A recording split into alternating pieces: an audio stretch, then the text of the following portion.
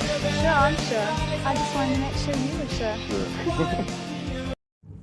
What's up, guys? Welcome back to the channel. Today is Report Talk. Today we're talking about episode 28, and we're talking about the George A. Romero trilogy. Yeah, I mean, this is a kind of a loose follow-up to our we did zombies last time. We talked about the underrated zombies. Yeah. Now we're going to talk about the well-worn ones, the ones that are the foundational movies of the zombie horror. The one that kind of became a staple for horror. Horror and horror host alike because it's in the public domain. Yeah. I mean, it's like, if you're a horror host and you're starting out, you always show Night of the Living Dead and Carnival of Souls because they're, basically free. So yeah. Yeah. So this movie got seen everywhere, and it's funny, like, how many, to think about it, like, there are several movies that have this movie on in the background. I can't think of any off the top of my head, but it's like, because it's in the public domain, I guess they can just use it in their film, Yeah. So yeah, apparently it was in the public domain from a copywriting, like, mistake they made when they copyrighted the movie. Yeah, but, that's what I heard. all the better, man. It makes so more people can see it, I like the atmosphere of the movie. Like, it's great. Stuck in Takes place in the farmhouse, yeah. Farmhouse. They're all boarding up the windows and doors. Man, it's in black and white too, which I think goes a long way for the ambiance of this movie. George A. Romero really brought it to the table. Yeah, he really did. He got a bunch of good actors. Oh, definitely, yeah. Like I said, this movie is from 1968, and it's the height of the civil rights movement, and it stars a black actor, which from what we understand, it had nothing to do with him being black. That's not why Romero chose him. He just was the best actor for the job. So, Yeah, he was a good actor. I mean, it's a thing that's that people talk about now. It was actually kind of a risk, I would say, putting him as your lead actor at this time. But it works. It definitely works. He's great. I mean, he's a great actor. A great movie. I'm sure everyone knows the plot. This is the animated. You get an animated version. You get the Tom Savini remake, which we talked about. It had a lot of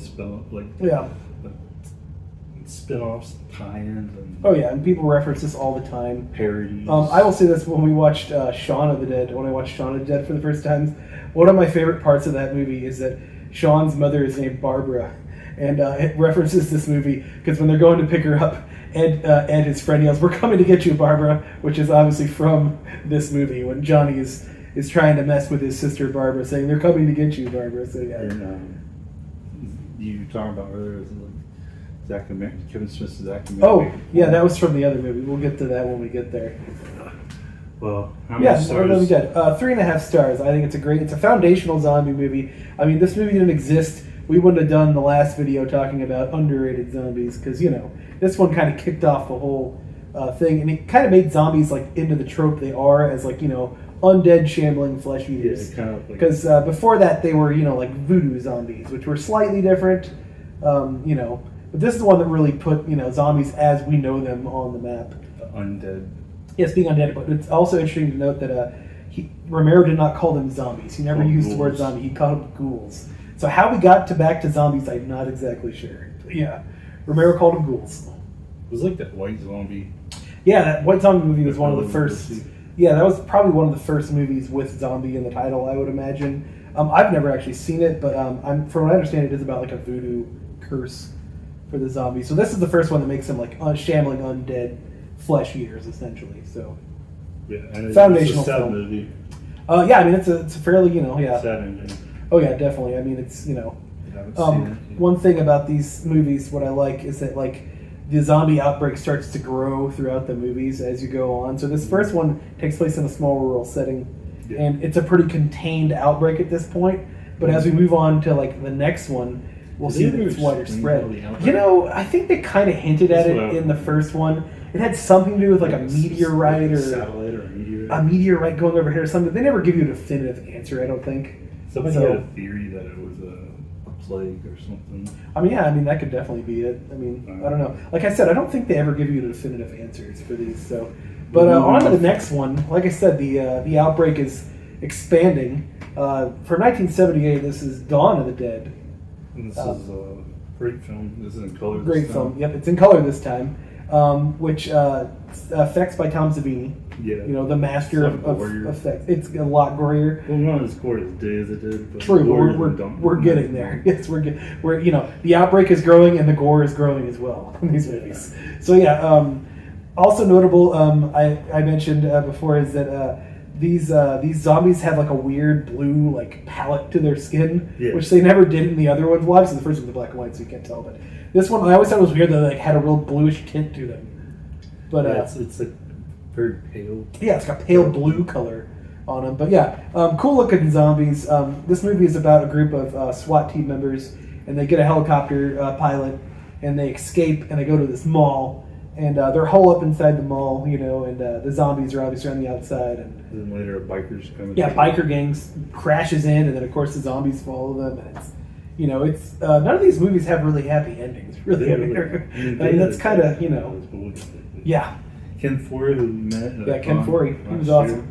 Great guy. Plays one of the leads. And there's no more room in hell. That's right. Dead will walk. It's the tagline, yeah. Any notable moments in this you like to talk about?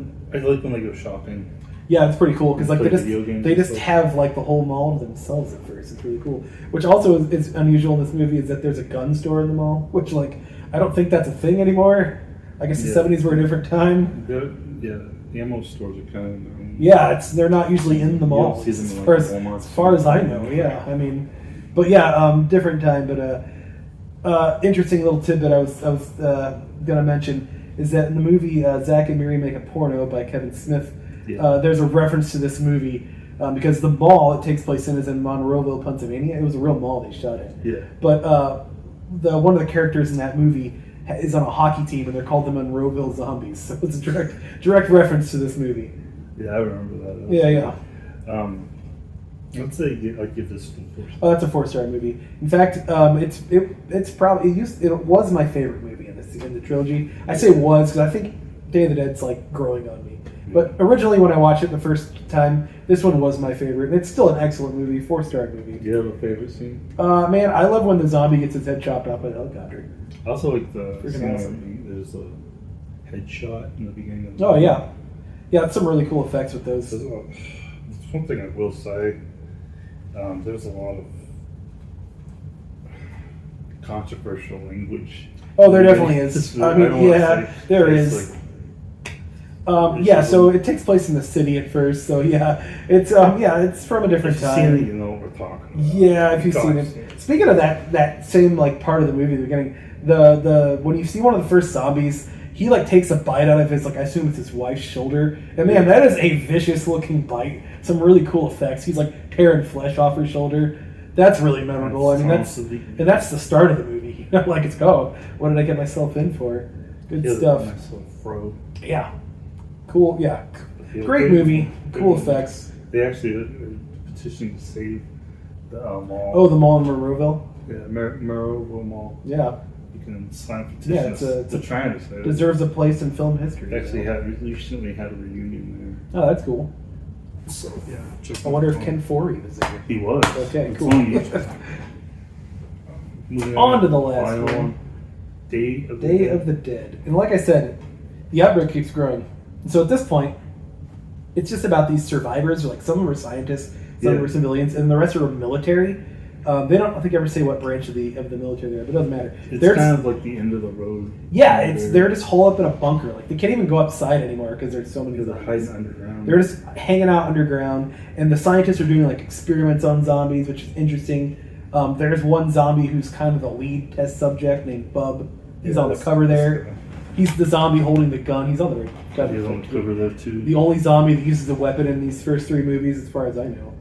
But you got this guy. He's like, I forget who plays him, but he goes by Frankenstein. Yeah, he's like the head scientist. He's like working on. So he's doing all the experiments on him, and then of course befriends Bob.